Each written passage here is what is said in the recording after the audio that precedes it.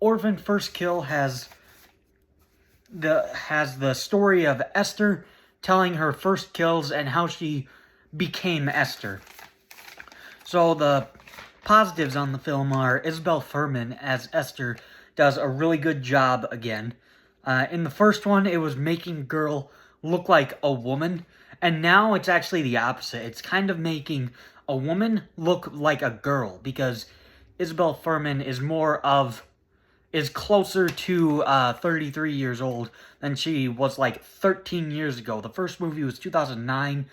This was 2022.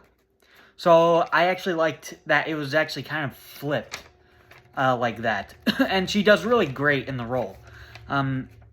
They do a really good job at making you think Esther is a little girl.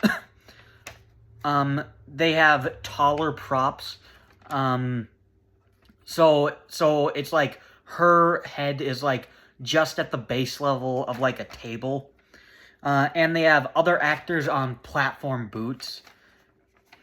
So it actually does look convincing. It's almost kind of like a guessing game of what technique they used. Sometimes they would have Isabel Fuhrman at a distance in a shot. Sometimes they would have actors in platform boots. Sometimes when the camera is behind Esther, it'd be an actual little girl playing Esther.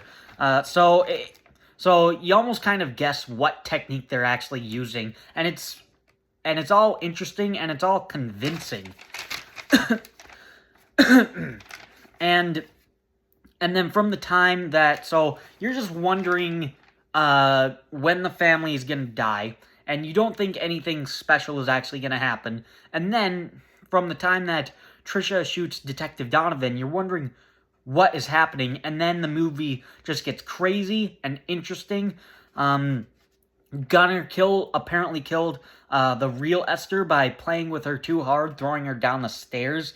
Trisha and Lena Klammer portraying as Esther, so I guess I'll just call her Esther for now. They put on the facade that she actually is Esther, and then in the middle of the film, it just kind of becomes a cat and mouse game of Trisha and Esther just trying to one-up each other and almost trying to, well, I think Esther is the one trying to kill Trisha. Trisha is trying to just keep her at home. Actually, she does try to kill Esther because she poisons the soup or something. So Esther is constantly trying to escape halfway through the movie. And it's almost like Esther is kind of like the victim in the movie. So I thought that was actually pretty interesting. So from the halfway point onward, it all became very interesting. And I was interested in where things were going. Because you knew that... and this is the negative, so I'll get to the negatives. Because the movie is a little boring for the first half. It's pretty straightforward. You think you know where it's going, because all you know from the first one is family died, house burnt down. Okay, that's what's gonna happen. Maybe one by one Esther is gonna kill the family.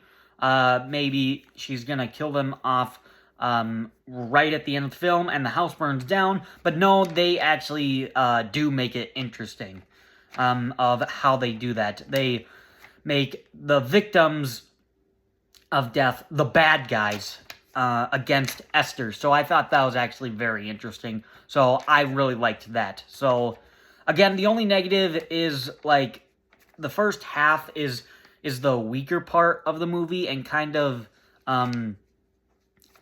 pretty boring because I know where it's gonna go. And even in the asylum, it's like I know Esther's gonna escape from the asylum, and then she's gonna put on the facade of Esther. So first half, honestly, you know where it's going. You kind of know beat for beat where it's gonna go in the first half. So that makes it boring. But the second half more than makes up for it. So Esther first kill, or no, Orphan first kill is actually really good, and I kind of prefer it to the original Orphan.